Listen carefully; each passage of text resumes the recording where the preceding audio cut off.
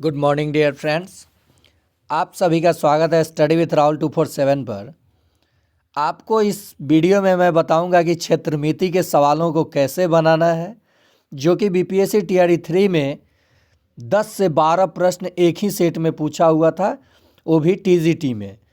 तो ये केवल टीजीटी के लिए ही नहीं, 1 to 5, 6 to 8, 9, 10 सभी के लिए महत्वपूर्ण होगा और जनरल पेपर 11, 12 में भी ये काम आएगा। तो मैं बिल्कुल लाजवाब तरीके से आपको क्षेत्रमिति पढ़ाऊंगा और कैसे ये सवाल पूछा गया था, कैसे आप ट्रिक से और मेथड से जवाब देंगे। आप देखिए, पूरे इत्मीनान से समय निकालकर, आपको काफ़ी मज़ा आएगा। पहला प्रश्न है, 3 गोलीय गेंदों की त्रिज्याएं 4, 8, 4 कह रहे हैं 6, 8 आर सेंटीमीटर, इनको पिघलाकर 12 सेंटीमीटर वाला एक बड़ा गोला बनाया जाता गया है, तो आर का मान क्या है। सीधी सी बात आप जान लीजिए कि कह रहा है कि ये 3 गोले हैं जिनको पिघला करके मेल्ट करके एक बड़ा गोला बनाया गया, जिसकी त्रिज्या दे दी गई है 12 सेंटीमीटर, और इन दोनों गोले की त्रिज्या दे दी गई है 6 सेंटीमीटर और 8 सेंटीमीटर, और तीसरे गोले की जो त्रिज्या है वो दी गई है आर। तो इसी आर का मान बताना है। जब आप पिघलाएंगे तो गोले का आयतन होगा। गोला का आयतन का फॉर्मूला क्या होता है? 4/3 पाई और आर का क्यू, यानी त्रिज्या का घन। इस फॉर्मूले से आप गोले का आयतन निकाल सकते हैं। गोले का आयतन, मैं पूरे मेथड ही आपको कॉन्सेप्ट सिखा देता हूँ, नहीं तो केवल सवाल बताना होता तो झट से बन जाएगा। यानी इसका उत्तर आपका 10 आना चाहिए। अब मैंने उत्तर ऐसे ही पकड़ लिया था, लेकिन आप पूरे मेथड को समझ जाइए। तो देखिए, तीनों को पिघलाऊंगा तो तीनों के आयतन को जोड़ूंगा, तो 4/3 और पाई मैंने कॉमन ले लिया, तो हो जाएगा 6 का स्क्वायर, क्योंकि R1 का स्क्वायर, 6 का स्क्वायर 216, 6 का स्क्वायर कह रहे हैं घन, जोड़ 8 का घन 512 होगा, और जोड़ R का क्यू। मैंने क्या किया, 4/3 कॉमन ले लिया, और इधर 4/3 गुना 12 का क्यू होगा, क्योंकि बड़ा वाले गोले की त्रिज्या 12 है, 12 का क्यू, 4/3 पाई। अब देखिए, 4/3 पाई से 4/3 पाई कट गया, क्योंकि बराबर का चिन्ह दिया गया है।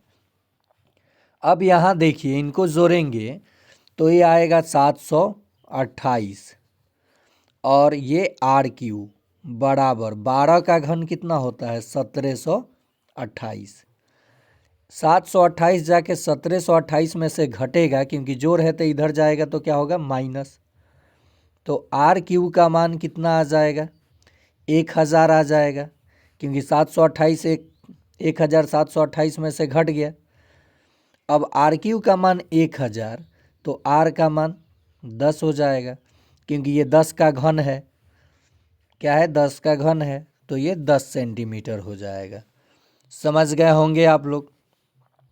फिर से एक बार देखिए, 3 छोटे छोटे गोलों को पिघला करके एक बड़ा गोला बनाया गया, तो तीनों गोले का आयतन 4/3 पाई और आर का क्यू, यानी 6 का क्यू, जोड़ 4/3 पाई और ये R2 यानी 8 का क्यू, जोड़ 4/3 पाई और ये आर का क्यू।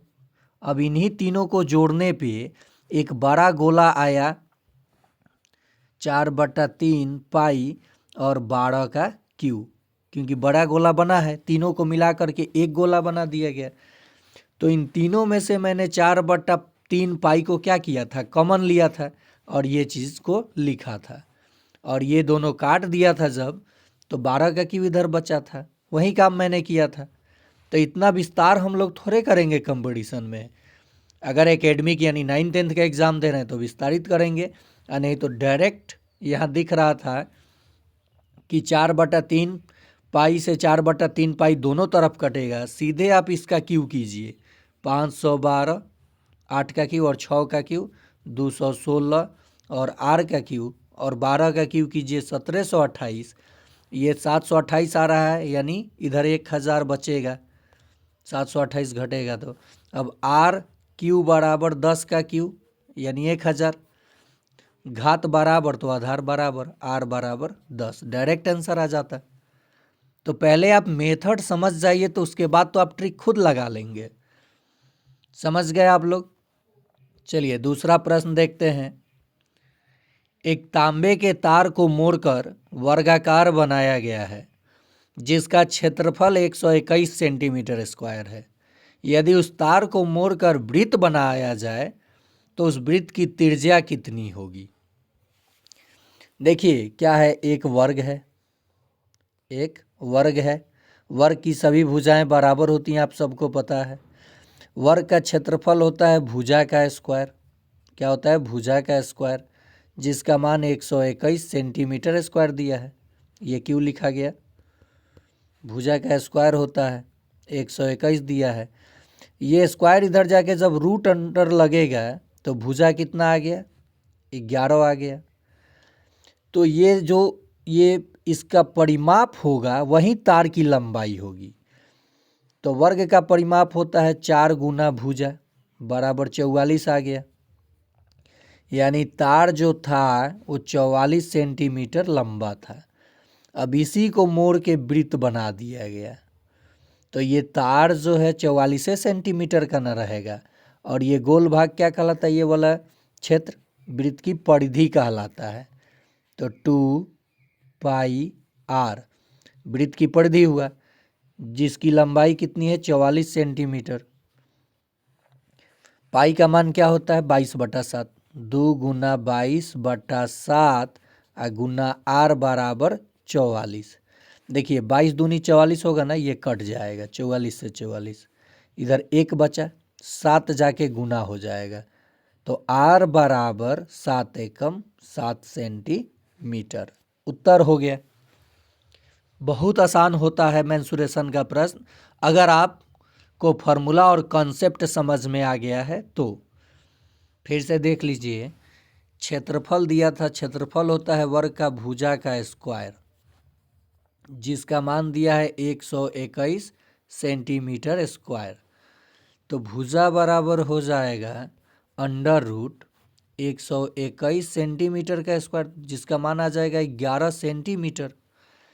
तो इसका परिमाप हम लोग निकालेंगे, क्योंकि तार को मोड़कर वृत्त बनाया गया है। तो वर्ग की भुजा जो है 4 से गुना करेंगे तो वर्ग का परिमाप मिल जाएगा, यानी तार की टोटल लंबाई मिल गई, और इसे ही वृत्त बनाया गया। और ये वाला क्षेत्र क्या कहलाता है? वृत्त का परिमाप। और जो दिया है वहाँ से हमने आर निकाल लिया। समझ गए होंगे आप लोग। और ये केवल बीपीएससी टीआरई के लिए ही नहीं है मैथ्स, यहाँ पे आप सीटेट 6 to 8 जो मैथ साइंस से कैंडिडेट हैं वो भी देखें, जहाँ पे आपको प्रॉब्लम होगा आसानी से निकालिएगा सीटेट 110-15 अंकों से, जैसे मैंने निकाला। और पीआरटी 1 to 5, 6 to 8 और 9th-10th स्पेशली इस चैनल से जुड़ जाएं। गणित, रीजनिंग, जीके, जीएस कैसे पढ़ना है, कैसे आपको 100+ अंक करना है, इस चैनल के माध्यम से अगर आप पढ़ते हैं, कम से कम 30 दिन पढ़िए, आपके अंदर परिवर्तन देखने को मिलेगा। उसके बाद सेट लगाइए। चलिए अगला प्रश्न देखते हैं। एक वृत्त की त्रिज्या 50 सेंटीमीटर की वृद्धि कर दी जाए तो क्षेत्रफल में कितनी वृद्धि होगी? मैं इसका आपको रामबाण ट्रिक बता देता हूँ। ठीक है, जितनी वृद्धि हो उसको डबल कर लीजिए और जोड़िए, जितनी वृद्धि हुई है उसको 2 बार गुना कीजिए, यानी ये स्क्वायर। अब बटा 100 से भाग दे दीजिए, आंसर आ जाएगा। 50 दूनी 100 हो गया। अब देखिए 00 से 00 कट गया, और 50 कितना होता है? 5 5 जा 25, यानी 25, 5 5 जा 25, जोड़ दीजिए 125% क्षेत्रफल बढ़ जाएगा। जहाँ भी स्क्वायर वाला क्षेत्रफल की बात करें और जितना प्रतिशत बढ़ाए उसमें 2 से गुना कीजिए और उस प्रतिशत वृद्धि का वर्ग करके 100 से भाग करके जोड़ दीजिए, उत्तर आ जाएगा। अब मैं अगर कहूँ कि किसी वृत्त की त्रिज्या 10% बढ़ा दी जाए तो क्षेत्रफल कितना प्रतिशत बढ़ जाएगा? 10 दूनी 20, सीधे गुना कर लीजिए डायरेक्ट, 2 गुना 10 और जोड़ 10 गुना 10 अब बट्टा 100, डबल जीरो से डबल जीरो कैंसिल, 10 दूनी 20 और जोड़ 1 बराबर 21% बढ़ जाएगा। मैं कहूँ कि किसी वर्ग की भुजा को 40% बढ़ा दिया गया तो उसका क्षेत्रफल कितना प्रतिशत बढ़ जाएगा? तो वर्ग का भी क्षेत्रफल होता है भुजा का स्क्वायर। जहाँ भी ये स्क्वायर वाला फॉर्मूला है वहाँ पे आप ये ट्रिक लगा सकते हैं, यानी 40 गुना 2 जोड़ 40 गुना 40 अब बट्टा में 100, ठीक है। 40 दूनी 80 और गुना डबल जीरो से डबल जीरो गुना नहीं जोड़, यहाँ पे क्या होगा जोड़, 4 चौका 16, कितना प्रतिशत बढ़ जाएगा बताइए? 96% बढ़ जाएगा क्षेत्रफल। किसी वर्ग की भुजा 40% जब आप बढ़ा दीजिएगा तो उसका क्षेत्रफल बढ़ जाएगा 96%। अब पॉइंट में भी मान लीजिए किसी वृत्त की त्रिज्या 19% बढ़ा दी जाए तो उसके क्षेत्रफल में कितने प्रतिशत की वृद्धि होगी? तो 2 गुना 19 जोड़ 19 गुना 19 अब बटा में 100, डेसिमल में आएगा, 19 दूनी 38 जोड़ 19 का स्क्वायर 371 शायद होता है और डबल जीरो है तो 2 अंक छोड़ के डेसिमल, यानी 3.71, 38 और 3 41.71% वृद्धि हो जाएगा। तो आपको डरना नहीं है, जुड़िए स्टडी विथ राहुल 247 के साथ। पार्ट बाई पार्ट मैं टुकड़े टुकड़े गैंग करके पढ़ा रहा हूँ। क्षेत्रमिति कैसे पूछा गया था उसका हल, प्रतिशत का सवाल कैसा पूछा गया था, टाइम एंड वर्क कैसा पूछा गया था, ये टीआरई 3 में, फिर टीआरई 2 का, टीआरई 1 का, और उसी के आधार पे मैं मॉडल सेट तैयार कर रहा हूँ टेक्स्ट बुक से। और आप देखिए, जुड़िए, पसंद आए तभी लाइक शेयर सब्सक्राइब कीजिए। नेक्स्ट प्रश्न है, 280 मीटर गहरे तथा 3 मीटर व्यास वाले नलकूप की खुदाई की कीमत 3 रुपया 60 पैसा प्रति मीटर क्यूब की दर से क्या होगा? देखिए, नलकूप है मतलब कि ये खुदाई चल रहा है नलकूप की, इसका मतलब ये बेलन है और ये इसकी गहराई यानी ऊंचाई मान लीजिए, और इसकी त्रिज्या यानी व्यास दिया है तो त्रिज्या व्यास का आधा हो जाएगा। एक चीज़ जान लीजिए, त्रिज्या जो होता है वो व्यास का आधा होता है और व्यास जो होता है त्रिज्या का दोगुना होता है। ये तो आप वृत्त में जानते होंगे। तो चलिए हम लोग इस सवाल को बनाते हैं। और 1 मीटर क्यूब का पैसा लग रहा है 3 रुपया 60 पैसा, तो पूरे खोदाई का खर्च कितना आएगा? तो ये जब आप जान गए कि बेलन है, ऊंचाई है और ये व्यास है, तो त्रिज्या हमको 3/2 मिल जाएगा और बेलन का आयतन होता है पाई आर स्क्वायर एच। आर त्रिज्या है और एच ऊंचाई है। ये फार्मूला हो गया बेलन के आयतन का। फार्मूला तो आपके माइंड में होना चाहिए, फार्मूला याद नहीं कीजिएगा। वृत्त का क्षेत्रफल में ऊंचाई से गुना जब करते हैं तो बेलन का आयतन हो जाता है, 1/3 जब इसका करते हैं तो शंकु का आयतन हो जाता है। ये सब चीज़ें मैं सिखाऊंगा बेसिक से। आप लोगों का प्यार, कमेंट, लाइक आया तो यहाँ पे पाई का मान 22/7 गुना त्रिज्या कितना, तो 1.5 ना लिख के 3/2, क्योंकि त्रिज्या का स्क्वायर है, 3/2 आ गुना ऊंचाई कितना, तो ऊंचाई है 280, लिख दिए। ये 280 सेंटीमीटर ही है सब। उसके बाद इसी का ना खर्च लग रहा है 3 रुपया 60 पैसा, तो 360/100 लिखा जा सकता है। लिख सकते हैं कि नहीं लिख सकते हैं बताइए? लिख सकते हैं। दशमलव हटाए, 2 जीरो लगा दिए, 1 जीरो से 1 जीरो कट गया। अब यहाँ देखिए, ये जीरो से जीरो कट जाएगा, क्योंकि यही आयतन जो आएगा मीटर क्यूब में, तो 1 मीटर क्यूब का पैसा लग रहा है 3 रुपया 60 पैसा। तो मैंने गुना किया तो पूरे का पैसा आ जाएगा। ये देखिए 7×4 = 28 और 2×2 = 4, तो ये ख़त्म हो गया इसका कहानी। ये भी सब खत्म हो गया, नीचे का कहानी सब खत्म। अब ऊपर क्या क्या बच गया देख लीजिए। 22 बचा है, 3×3 = 9 बचा है, और गुना क्या बचा है यहाँ पे 36 बचा है। क्या बचा है 36 बचा है। 9×2 = 18 के 8 हाथ में 9×2 = 18 1 19 198 गुना 36 कीजिएगा तो एक ज़रा बात बताइए, 100 रुपया का अगर 36 से गुना कीजिएगा तो 3600 तो ऐसे ही हो जाएगा, और ये 2700 है तो ये कट गया, आंसर नहीं होगा। अब यहाँ लगभग 200 के बराबर है, तो 36 दूनी 7200 होना चाहिए। कितना 7200, यहाँ देख लीजिए कितना होना चाहिए 36 दूनी 72। मान लीजिए ये 200 अगर रहता, 200 रहता तो कितना हो जाता 36 दूनी 7200 हो जाता, और ये 7200 से ज़्यादा है, आई 200 से कम है। इसका मतलब यह आंसर नहीं होगा, आंसर हो जाएगा ए। आप गुना कर लीजिएगा। एक चीज़ और मैं यहाँ शेयर कर दूँ, ये ऑप्शन कभी कभी आपको फंसा देता है। ये ऑप्शन क्या करेगा कि अगर आप ये गुना करते ये डाटा मैच नहीं करता, और आपने क्या किया कि इसको अनुमान लगा करके कि ये कम हो रहा है, और ये 36 में 200 से गुना करेंगे तो 7200 होगा, आई तो 200 से कम है तो 7200 भी आंसर नहीं होगा, तो ये आंसर हो जाएगा। लेकिन इसमें क्या होगा कि ये ऑप्शन अगर मैच कर गया तब तो आप पूरा गुना कर लीजिएगा मेरे भाई, ठीक है। अगला प्रश्न है, यदि एक साइकिल के पहिए का व्यास, साइकिल का पहिया गोल2 होता है, इसका मतलब वो वृत्त है, और इसका व्यास दे रखा है कितना 70 सेंटीमीटर, और वृत्त की परिधि आप लोग जानते हैं 2πr, और ये भी जान लीजिए कि वृत्त की परिधि πd भी लिख सकते हैं, यानी पाई गुना व्यास, तब भी वृत्त की परिधि आपको मिल जाएगा। तो पहिया कितना चक्कर मारता है 1720, एक चक्कर मारेगा तो अपने परिधि के दूरी को कवर करेगा, तो इतना चक्कर मारेगा तो कितना दूर कवर करेगा, और ये सेंटीमीटर में है, आंसर मीटर में है, बस खेल यही है।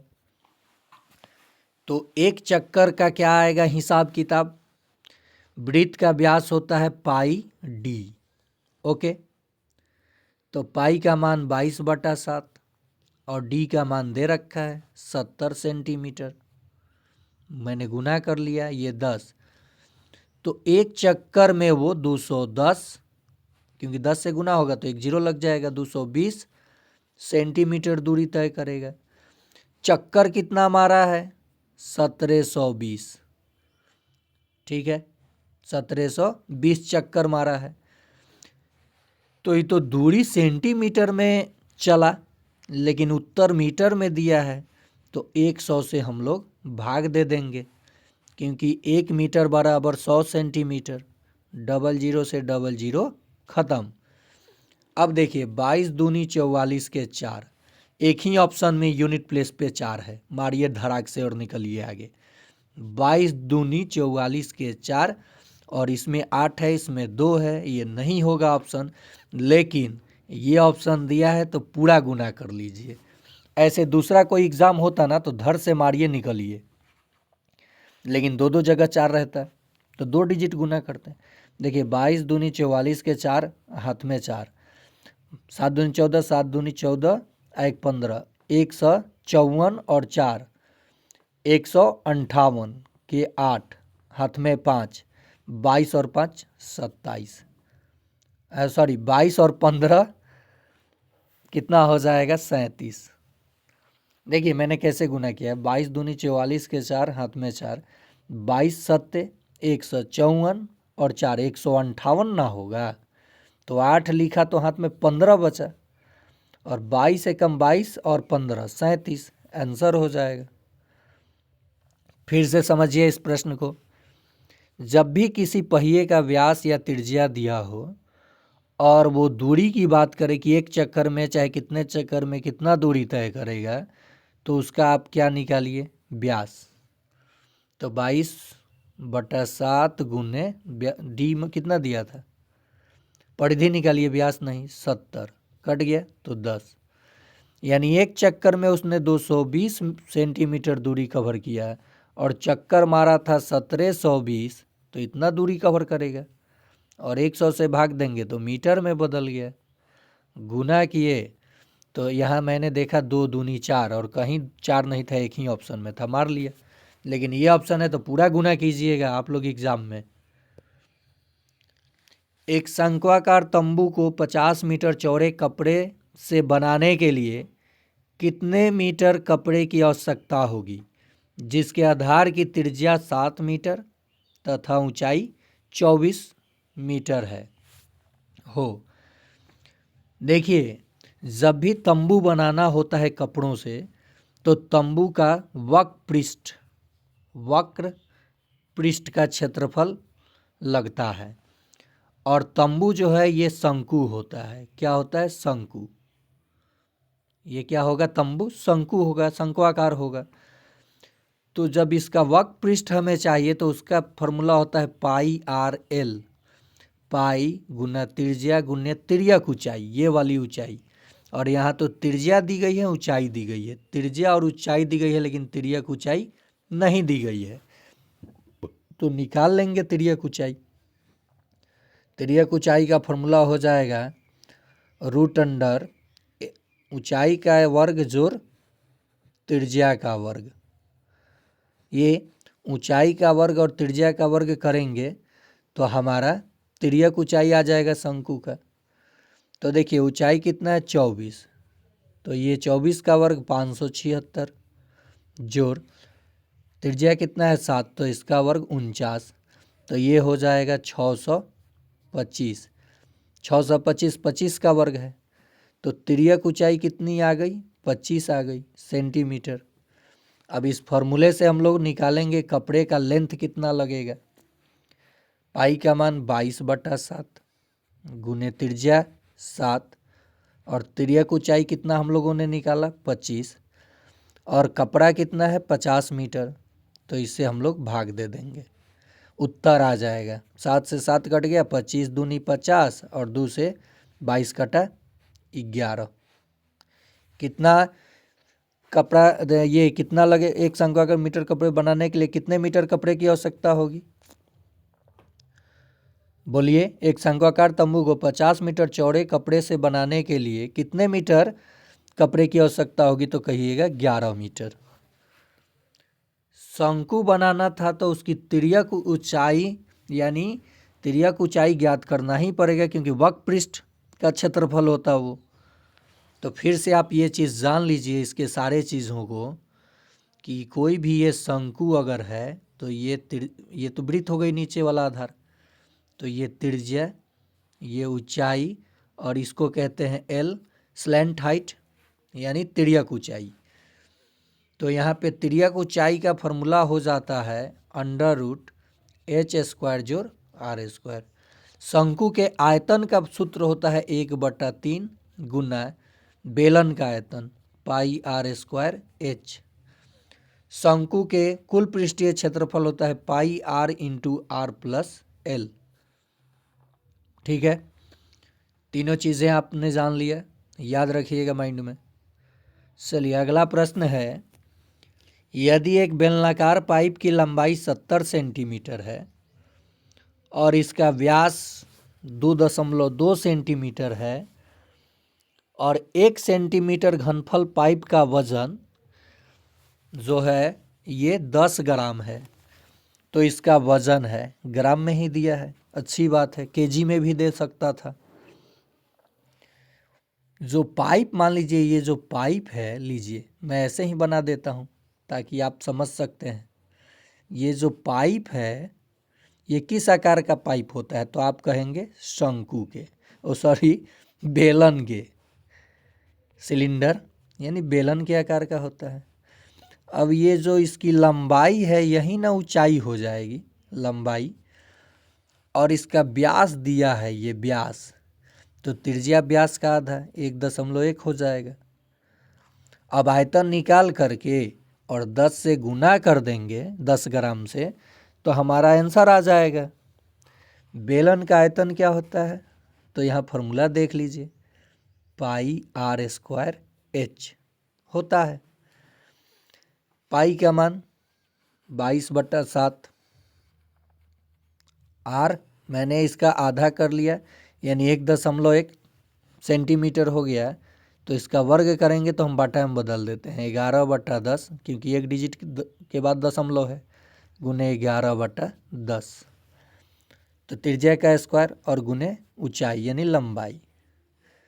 देखिए 0 से 0 खत्म, 10 से 10 खत्म हो गया। अब इसे नीचे ही लिख लेंगे, फिर 7 से 7 खत्म हो गया। ऊपर क्या बचा और नीचे यहाँ 1 10 बच रहा है, ठीक है, ध्यान दीजिएगा। यहाँ 10 ग्राम है इसलिए 10 बोला कि बच रहा है। 22 गुना 11 में 11 से गुना करेंगे तो 121 हो जाएगा।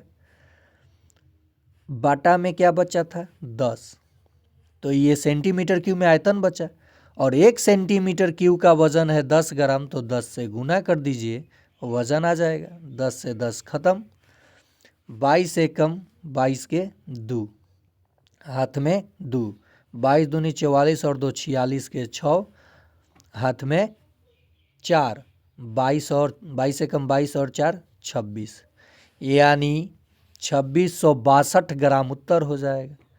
केजी में पूछा होता तो 1000 से भाग देते, 26.62 केजी हो जाता। समझे कि नहीं समझे मेरे बात को? मैंने क्या किया कि जो बेलन था उसका आयतन पहले निकाला। बेलन का आयतन पाई आर स्क्वायर एच, पाई का मान 22/7। त्रिज्या नहीं पता था, व्यास था, इसका आधा जब मैंने किया तो मुझे त्रिज्या पता चल गया 1.1। तो त्रिज्या का स्क्वायर है 1.1 गुना 1.1, ऊंचाई हमें यानी लंबाई ही ऊंचाई है, तो दशमलव हटा दिया मैंने और नीचे 10 10 ला दिया, ठीक है, 0 से 0 काट दिया था। अब ये आयतन हो गया और 1 सेंटीमीटर क्यूब का 10 ग्राम, तो 10 ग्राम से मैंने गुना किया, ग्राम में बदल जाएगा। ये भी ख़त्म, 7 भी ख़त्म, 11 में 11 से गुना किया 121। अब 22 का पहरा पढ़ दिया। सीधी सी बात आप जान लीजिए कि 22 में अगर 100 से गुना करेंगे तो 2200 होगा, ये 1600 है, कट गया, और 20 है, 22 दूनी 44, 16 4, यहाँ पे 22 4 2600 के लगभग आएगा। लेकिन ये उत्तर उपयुक्त में से कोई नहीं दिया है, तो आपको पूरा गुना करना है।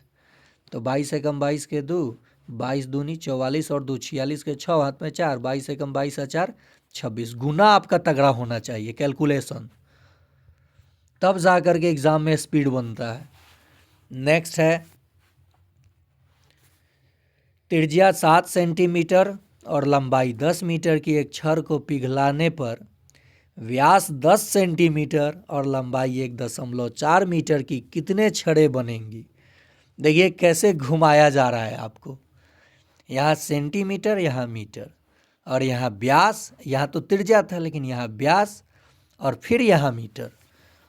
माने इतना कंफ्यूज कर रहा है एग्जामिनर, लेकिन हम लोग उसको कंफ्यूज करेंगे।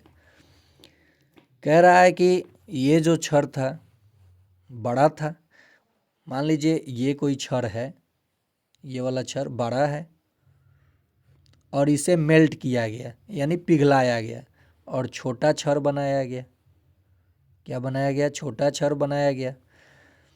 तो इस छड़ का, छोटे छड़ में माने इस टुकड़े टुकड़े कर करके, माने इतने छोटे छोटे, अब ये नहीं, इसका मान लीजिए और खंड कर लीजिए, और खंड कर लीजिए, टुकड़ा बनाया गया, माने बहुत सारे टुकड़े। अब जितने टुकड़े बने और जो टुकड़ा बना उनका अपना अपना व्यास और लंबाई दिया गया था। तो त्रिज्या तो व्यास का आधा होता है।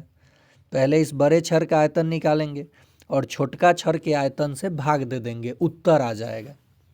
देखिए बड़े छड़ का आयतन निकाल लेंगे, बड़े छर का आयतन, यानी बेलन ही है दोनों, पाइप है तो, छर है तो, और छोटे छोटे, ये संख्या मान लीजिए x मान लेंगे जब, या n मान लेंगे, जो भी मानेंगे, तो छोटे छर का आयतन। समझ गए होंगे आप लोग मेरे बात को। छोटे छर का आयतन भाग देंगे, जो संख्या आएगा उतनी बनेगा। तो ये बदल देंगे हम लोग सेंटीमीटर में, ये भी सेंटीमीटर में, ये हम लोग बदल देंगे त्रिज्या में। बड़े बेलन का जो आयतन आएगा वो आएगा पाई, पाई को पाई के रूप में ही रहने देते हैं क्योंकि नीचे भी तो पाई आएगा, आर स्क्वायर, यानी 7 गुने 7, गुना नहीं कीजिए अभी। और ये ऊंचाई, यानी लंबाई ही ऊंचाई है 10, और 100 से गुना किए तो सेंटीमीटर में बदला। छोटका छर पाई। अब देखिए ये व्यास है, क्या है, व्यास है, तो त्रिज्या इसकी आधी होगी, यानी 5 गुना 5। और ये लंबाई 1.4, फिर इसमें भी 100 से गुना। तो देखिए 100 से 100 मत काटिएगा, नहीं तो आपको भाग देने में तकलीफ हो जाएगा। 1 जीरो से ये दशमलव को खा जाइए, ठीक, 10 से 10 को खा जाइए। अब यहाँ पाई से पाई को खाइए, सब खा गया, 25 चौका 100। और देखिए यहाँ पे हम लोग 7 दूनी 14, और 2 से 4 कट गया 2, 7 दूनी कितना आ गया, 14 को बनेगा, उत्तर आ गया। अगर हम ये 100 से 100 काट देते अगर, तो 1.4 को अब दशमलव में भाग देना थोड़ा सा तकलीफ बढ़ जाता है, इसलिए मैंने 1 जीरो खाया और दशमलव हटा दिया। फिर से देखिए प्रश्न, पाई को रहने दिया, 7 गुना 7, और ये मीटर में था तो सेंटीमीटर में बदल दिया मैंने, बटा ये व्यास था तो त्रिज्या में बदला तो 5 आ गया, पाई आर का स्क्वायर। और ये लंबाई ही ऊंचाई है 1.4, तो इसे भी सेंटीमीटर में बदला, दशमलव हटा, नीचे 10 आएगा, तो 1 जीरो से 1 जीरो ख़त्म। तो ये तो काम ख़त्म हो गया। अब ज़रा देखिए, ये 1 जीरो से ये 10 से 10 ख़त्म किया, 25 चौका 100 आ गया, 7 दूनी 14, 2 से ये 4 कट गया, नीचे कुछ नहीं बचा, ऊपर में 7 और 2 का गुना बचा है, गुना किए 14 आंसर आ गया। समझ गए आप लोग। चलिए अगला प्रश्न देखते हैं। ये सबसे लाजवाब प्रश्न है, ये बहुत मज़ा आया बनाने में। देखिए मेंसुरेशन अगर एक बार समझ गए ना, चाहे गणित का कोई भी टॉपिक, तो इतना मज़ा आता है, लेकिन नहीं समझ आने पे बाप रे बाप लगता है कि क्या पूछ दिया है। देखिए मैं इसको पहले फिगर से आपको समझाता हूँ। एक शंकु भैया है, कौन है, एक शंकु भैया है, एक अर्धगोला भैया है, क्या है, थोड़ा सा बड़ा बना देता हूँ, अर्धगोला भैया है, और एक बेलन भैया है, कौन है, बेलन भैया। कहता है प्रश्न, एग्जामिनर यानी बीपी आयोग क्या कहता है कि एगो शंकु है, एगो अर्धगोला है और एगो बेलन है, सभी के आधार समान है, यानी त्रिज्या आर, आर और आर आधार समान है, और ऊंचाई भी समान है, यानी ऊंचाई भी आर आर ही है, क्या है, आर आर ही है। तो आयतन का अनुपात, तो बस फॉर्मूला आपको लिखना है। शंकु का आयतन होगा 1/3 पाई आर स्क्वायर एच, और एच भी आर है तो आर स्क्वायर गुने आर, आर क्यू। अर्धगोले का आयतन 2/3 पाई आर क्यू, और बेलन का आयतन 2 पाई आर स्क्वायर एच, और एच भी आर है तो फिर पाई आर क्यू। यहाँ 3 3 है, यहाँ कुछ भी नहीं, 1 है, सब में मैंने 3 से गुना कर दिया। क्या किया, सब में 3 से गुना किया, तो ये ख़त्म, ये ख़त्म, और यहाँ 3 हो जाएगा। देखिए pi R Q, 2 pi R Q, 3 pi R Q. समझ में आया आपको, 1 2 3, 1 2 3, आंसर। बहुत आसान प्रश्न ये, लेकिन मज़ेदार प्रश्न था। क्या किया, फिर से यहाँ साफ से लिख देता हूँ कि सबकी त्रिज्या और ऊंचाई बराबर थी, तो बेलन का जो यहाँ सबसे पहले शंकु है, शंकु का आयतन होता है 1/3 पाई आर स्क्वायर एच, और एच भी आर था, अनुपात अर्धगोले का आयतन होता है 2/3 पाई आर क्यू, तो इसका तो ठीक है। और बेलन का आयतन होता है पाई आर स्क्वायर और एच, तो एच भी आर था, क्या था, आर था। तो ये आर में आर स्क्वायर में आर से गुना होगा तो आर क्यू हो जाएगा, 1/3 पाई आर का क्यू अनुपात 2/3 पाई आर का क्यू अनुपात पाई आर का क्यू। ये 3 को ख़त्म करने के लिए सब में मैंने 3 से गुना किया, तो नीचे है तो ख़त्म, और यहाँ 3 हो जाएगा, 1 2 3, क्योंकि ये सब कट जाएगा, तो 1 2 3 उत्तर हो गया। अगला प्रश्न है, यदि एक लंबवृत्तीय शंकु की त्रिज्या और ऊंचाई, शंकु है 1/3 पाई आर स्क्वायर एच, कह रहा है कि त्रिज्या भी बढ़ाया गया 20% और ऊंचाई भी बढ़ाया गया 20%, तो इसका आयतन कितना प्रतिशत बढ़ जाएगा। हमें फार्मूला से कोई मतलब नहीं रखना है, ठीक, क्योंकि बढ़ेगा तो 1/3 पाई तो दोनों में आएगा। आप मान लीजिए कि शंकु की जो त्रिज्या आर है वो 10 है और ऊंचाई भी मैंने 10 इसलिए माना है ताकि प्रतिशत में आसान हो जाएगा, एक भी मान सकते थे आप, XYZ कुछ भी मान सकते थे, लेंदी हो जाता है, 10 है।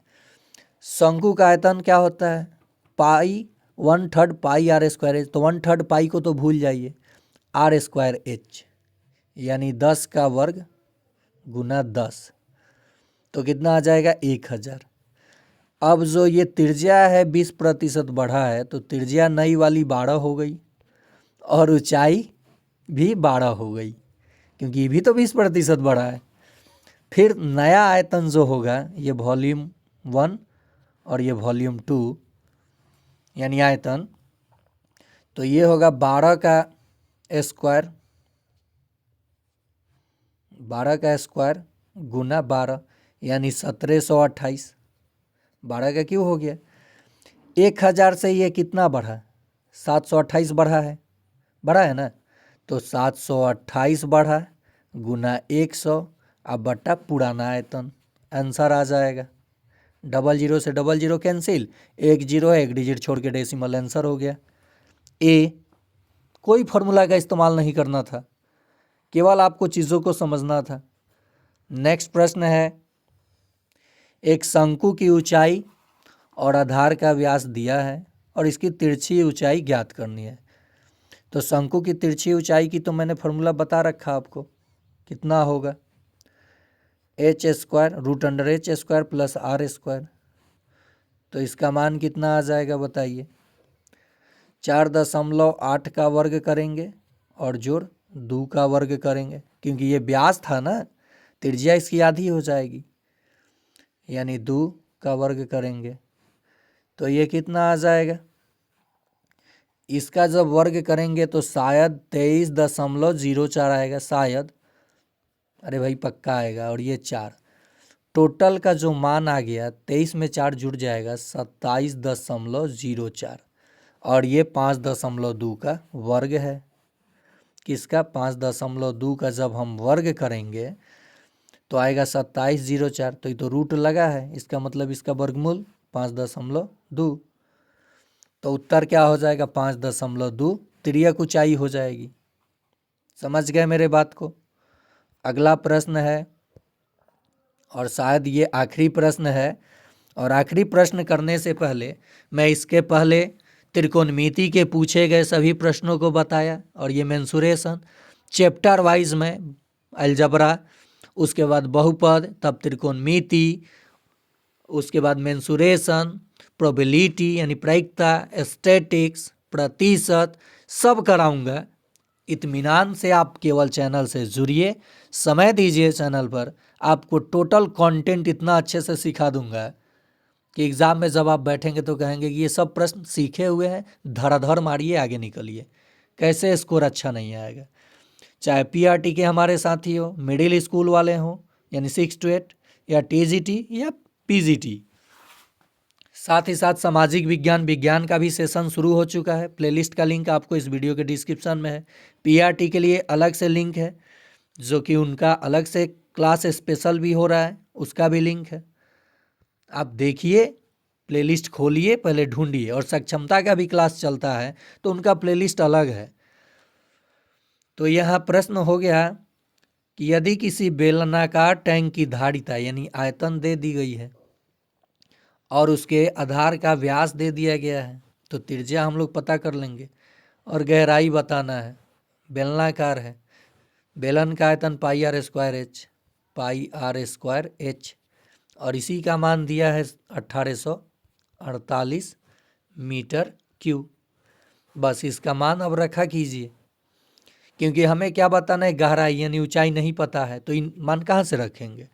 लेकिन इसका तो मान दिया है 22/7, और व्यास दिया है, त्रिज्या नहीं दिया है, तो व्यास का आधा त्रिज्या और ये ऊंचाई बराबर 1848 मीटर क्यूब।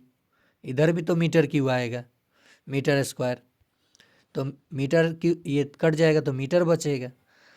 अब देखिए 7 से 7 खत्म, ये जब हम लोग ये दोनों जाके क्या होगा, भाग होगा, तो 1848/22 × 7, यही ऊंचाई आ जाएगी।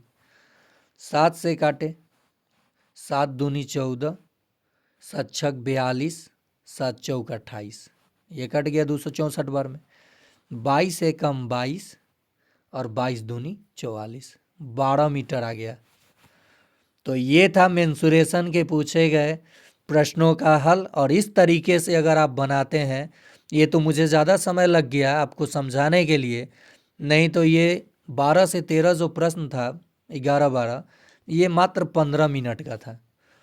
15 मिनट थोड़ा सा समय लगे, क्योंकि 12 में 12 मिनट, ये 10 मिनट में भी किया जा सकता था, लेकिन मैं कह रहा हूँ 15 मिनट, क्योंकि वहाँ जीके जीएस वाला जो प्रश्न आपको आता है वो तो 2 सेकंड में टिक करके आगे बढ़ते हैं, तो वहाँ का सब सेकंड तो आप बचा लेते हैं, और वहीं सेकंड मैथ और रीजनिंग में लगाया जाता है।